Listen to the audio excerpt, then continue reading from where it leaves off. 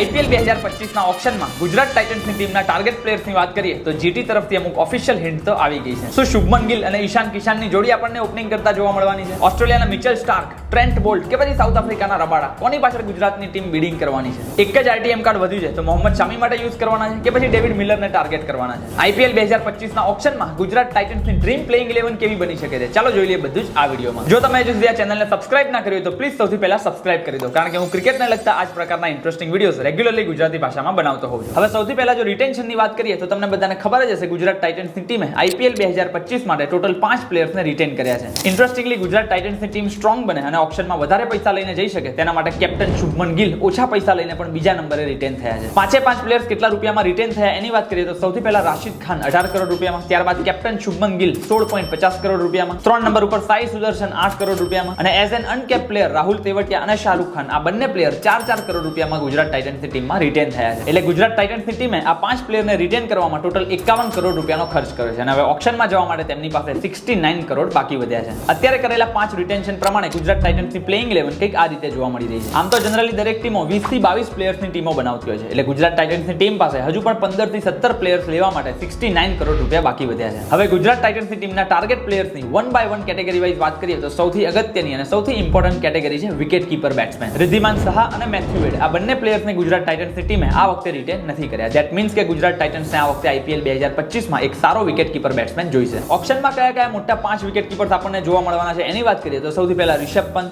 KL Rahul, ઈશાન કિશાન, Jos Buttler અને Quinton ડિકોક આ 5 wicket keeper બેટ્સમેનની આ વખતે આઈપીએલ 2025ના ઓક્શનમાં જોરદાર ડિમાન્ડ રહેવાની છે. હવે આમાંથી પર્સનલી આઈ ફીલ કે રિષભ પંત અને કેએલ રાહુલ આ બંને પ્લેયર પાછળ ગુજરાત ટાઇટન્સની ટીમ ઓક્શનમાં એટલી બધી ભાગતી જોવા નહીં મળે અને એનું રીઝન પણ સિમ્પલ છે, કારણ કે રિષભ પંત અને કેએલ રાહુલ જે પણ ટીમમાં જશે ત્યાં ઓફકોર્સ એઝ અ કેપ્ટન તરીકે જવાના છે અને ગુજરાત ટાઇટન્સની ટીમ પાસે ઓલરેડી શુભમન ગિલના રૂપમાં એક સારો લીડર છે. જ્યારે પંજાબ, આરસીબી અને દિલ્હી જેવી ટીમો પાસે પૈસા પણ વધારે છે અને તેમની ટીમોને કેપ્ટનની પણ જરૂર છે, એટલે કેએલ રાહુલ અને રિષભ પંત જેવા પ્લેયર્સ આવી ટીમોમાં જાય એના ચાન્સીસ વધારે લાગે છે. ત્યારબાદ જોસ બટલરને પણ રાજસ્થાન રોયલ્સની ટીમે રિલીઝ કરી દીધા છે, એટલે એ પણ આપણને આ વખતે આઈપીએલ 2025ના ઓક્શનમાં જોવા મળવાના છે. નાઉ ધેટ્સ ક્વાઇટ સરપ્રાઇઝિંગ. ભલે જોસ બટલરની છેલ્લી એક બે આઈપીએલ જોઈએ એટલી સારી નથી રહી, પણ આપણે બધા જાણીએ છીએ કે જોસ બટલર એ કેટલા સારા અને સુપરસ્ટાર T20 બેટ્સમેન છે અને તેઓ ઇંગ્લેન્ડની ટીમના કેપ્ટન પણ રહી ચૂક્યા છે, એટલે આઈ એમ શ્યોર કે આ વખતના આઈપીએલ ઓક્શનમાં જોસ બટલર માટે પણ આપણને હાઈ બિડિંગ વોર જોવા મળવાનું છે. એટલે વન્સ અગેન બની શકે કે પંજાબ, લખનઉ, આરસીબી અને દિલ્હી જેવી ટીમો કે જેની પાસે કેપ્ટન નથી તેઓ આ ઓક્શનમાં જોસ બટલર માટે ઇન્ટરેસ્ટ દેખાડી શકે છે. પણ સ્ટીલ ગુજરાત ટાઇટન્સની ટીમ ઓક્શનમાં જોસ બટલરને લેવાનો ટ્રાય કરી શકે છે, પણ એક હદ સુધી. જો જોસ બટલરની પ્રાઇસ 8-10 કરોડથી વધારે થઈ જાય છે તો પછી ગુજરાત ટાઇટન્સની ટીમ તેમાંથી આઉટ થઈ જશે, કારણ કે જો ગુજરાત ટાઇટન્સને જોસ બટલર જેવો પ્લેયર મળી જાય છે તો પછી શુભમન ગિલ અને જોસ બટલરની જોડી ઓપનિંગ કરતા જોવા મળી શકે છે. ત્યારબાદ સાઉથ આફ્રિકાના ક્વિન્ટન ડિકોક પણ વર્લ્ડ ક્લાસ T20 બેટ્સમેન છે અને આઈપીએલમાં પણ આપણે સારું રમતા તેમને જોયેલા છે અને હમણાં જ થયેલા T20 વર્લ્ડ કપ 2024માં પણ તેઓ સાઉથ આફ્રિકાના ટોપ સ્કોરર રહ્યા હતા. આ ઉપરાંત લેફ્ટી ઓપનિંગ બેટ્સમેન છે, એટલે આઈપીએલ 2025ના ઓક્શનમાં ક્વિન્ટન ડિકોક માટે પણ જોરદાર ડિમાન્ડ જોવા મળવાની છે. ગુજરાત ટાઇટન્સની ટીમ પણ ઓક્શનમાં ક્વિન્ટન ડિકોક માટે બિડિંગ કરે તેવું મને લાગી રહ્યું છે, પણ ક્યાંક ને ક્યાંક પર્સનલી ફીલ કે ભાઈ ઇન્ડિયન વિકેટ કીપિંગ બેટ્સમેન હોય તો એનાથી વધારે સારું કંઈ જ નહીં, કારણ કે એટ ધી એન્ડ તો તમારે આખી ટીમમાં 4 જ ફોરેન પ્લેયરને રમાડવાના હોય છે. અને ઇન્ડિયન વિકેટ કીપિંગ ઓપ્શન્સની વાત કરીએ તો રિષભ પંત બાદ T20માં જો કોઈ મોટું નામ આવતું હોય તો એ છે ઈશાન કિશાન, ધ પોકેટ ડાયનેમો. હજુ 26 જ વર્ષના યંગ ઇન્ડિયન ક્રિકેટર છે અને આઈપીએલમાં આપણે ઘણી બધી વાર જોયું છે કે તેમણે મુંબઈ ઇન્ડિયન્સને એકલા હાથે પણ મેચો જીતાડેલી છે. હવે મુંબઈ ઇન્ડિયન્સની ટીમે જ્યારે ઈશાન કિશાનને રિલીઝ કરી દીધા છે ત્યારે 100% ઈશાન ઈચ્છે કે તેઓ કોઈ એવી ફ્રેન્ચાઇઝીમાં જાય કે ત્યાં એક સારું બોન્ડિંગ જોવા મળે. અને બોન્ડિંગની વાત કરીએ તો તમને બધાને ખબર જ હશે કે ઈશાન કિશાન અને જીટીના કેપ્ટન શુભમન ગિલ કેટલા પાક્કા મિત્રો છે. ઇનફેક્ટ 2 દિવસ પહેલા જ ગુજરાત ટાઇટન્સની ટીમે ઇન્સ્ટાગ્રામ ઉપર ઈશાન કિશાન અને શુભમન ગિલને લઈને એક સ્પેસિફિક પોસ્ટ કરી હતી, જે ક્લિયરલી બતાવે છે કે ગુજરાત ટાઇટન્સની ટીમ આઈપીએલ 2025ના ઓક્શનમાં ઈશાન કિશાનની પાછળ તો 110% પડવાની છે. આપણને કદાચ આઈપીએલ 2025માં શુભમન ગિલ અને ઈશાન કિશાન બંને પાક્કા મિત્રોની જોડી ગુજરાત ટાઇટન્સ માટે ઓપનિંગ કરતા પણ જોવા મળી શકે છે. એટલે જો ગુજરાત ટાઇટન્સની ડ્રીમ પ્લેઇંગ 11 ની વાત કરીએ તો ઓપનિંગમાં શુભમન ગિલ અને ઈશાન કિશાન, ત્યારબાદ 3 નંબર ઉપર સાઈ સુદર્શન, ત્રણેય ઇન્ડિયન યંગ પ્લેયર્સ અને તાબડતોડ બેટ્સમેન, એટલે ગુજરાત ટાઇટન્સનો ટોપ ઓર્ડર તો એકદમ સેટ લાગે છે. હવે 4 અને 5 નંબરનો સ્લોટ ખાલી છે. ધેટ મીન્સ કે ગુજરાત ટાઇટન્સની ટીમ મિડલ ઓર્ડરમાં રમી શકે તેવા બે સારા અગ્રેસિવ અને પોઝિટિવ બેટ્સમેનોને ઓપ્શનમાં ટાર્ગેટ કરશે. એક તો મને ઓલમોસ્ટ કન્ફર્મ જેવું જ લાગે છે, કારણ કે ગુજરાત ટાઇટન્સની ટીમ પાસે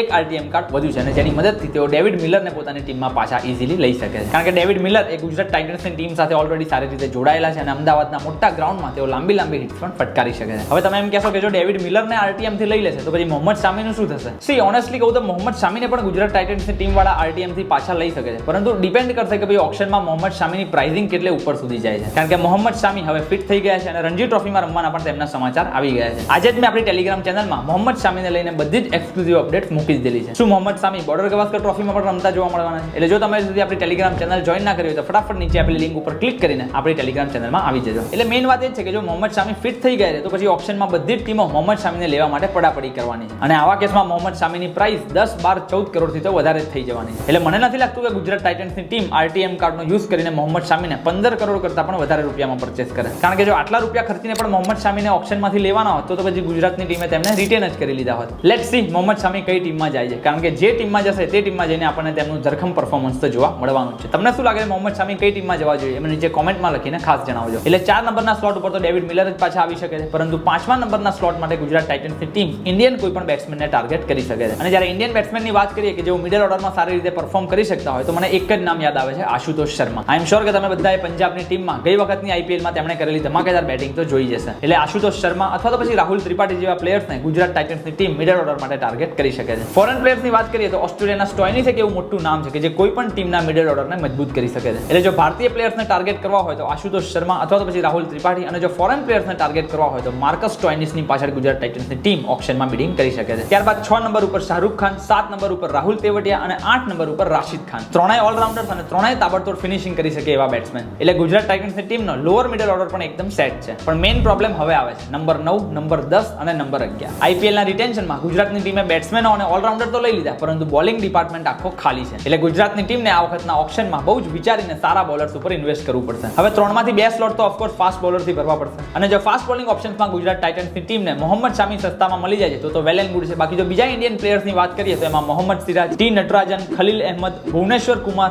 ઉમરાન મલિક, આ 4-5 ઇન્ડિયન બોલર્સ ઉપર ગુજરાત ટાઇટન્સની ટીમ ટાર્ગેટ કરી શકે છે. અને એક ફોરેનના ફાસ્ટ બોલર લેવા પણ જરૂરી છે, કારણ કે ગુજરાત ટાઇટન્સની ટીમે ગઈ વખતે પણ સ્પેન્સર જોન્સનને 10 કરોડ રૂપિયામાં ખરીદ્યા હતા, પરંતુ આ વખતે મેગા ઓપ્શન છે એટલે બહુ બધા ફાસ્ટ બોલર્સ અવેલેબલ છે અને સસ્તામાં પણ તમને મળી જવાના છે. એટલે જો મારા ઓપિનિયનમાં 3 મોટા ફોરેન ફાસ્ટ બોલર્સની વાત કરું તો મિચેલ સ્ટાર્ક, ટ્રેન્ટ બોલ્ટ અને કાગિસો રબાડા, આ 3 પ્લેયર્સની પાછળ ગુજરાત ટાઇટન્સની ટીમ ઓપ્શનમાં હાઈ બિડિંગ કરી શકે છે. અને બાકીનો એક સ્લોટ વધ્યો, એમાં ગુજરાત ટાઇટન્સની ટીમ નૂર અહેમદ જેવા સ્પિનર અથવા તો પછી મોહિત શર્મા જેવા મીડિયમ પેસરને પણ ટાર્ગેટ કરી શકે છે. નૂર અહેમદે પણ આની પહેલાની આઈપીએલમાં અમદાવાદના ગ્રાઉન્ડમાં સારી બોલિંગ કરેલી છે, અને મોહિત શર્માની બોલિંગ વિશે તો આપણે જાણીએ જ છે. એટલે જે ઓલમોસ્ટ 70 કરોડ રૂપિયા બાકી વધ્યા છે એમાંથી 40-45 કરોડ રૂપિયા તો ગુજરાત ટાઇટન્સની ટીમે આ 5 થી 6 પ્લેયર્સને લેવામાં જ ખર્ચી નાખવા પડશે, તો જ ગુજરાત ટાઇટન્સની પ્લેઇંગ 11 આપણને એક સ્ટ્રોંગ જોવા મળી શકે છે. એટલે આ વખતના આઈપીએલના ઓપ્શનમાં જો ગુજરાત ટાઇટન્સની ટીમ આ પ્રકારના પ્લેયરોને ટાર્ગેટ કરે છે તો ડ્રીમ પ્લેઇંગ 11 કંઈક આ રીતની જોવા મળી શકે છે. શુભમન ગિલ અને ઈશાન કિશાન અથવા તો પછી ક્વિન્ટન ડીકોક ઓપનિંગમાં, ત્યારબાદ 3 નંબર ઉપર સાઈ સુદર્શન, 4 નંબર ઉપર ડેવિડ મિલર, 5 નંબર ઉપર આશુતોષ શર્મા અથવા તો પછી સ્ટોઇનિસ, 6 નંબર ઉપર શાહરૂખ ખાન, 7 નંબર ઉપર રાહુલ તેવટિયા, 8 નંબર ઉપર રાશિદ ખાન,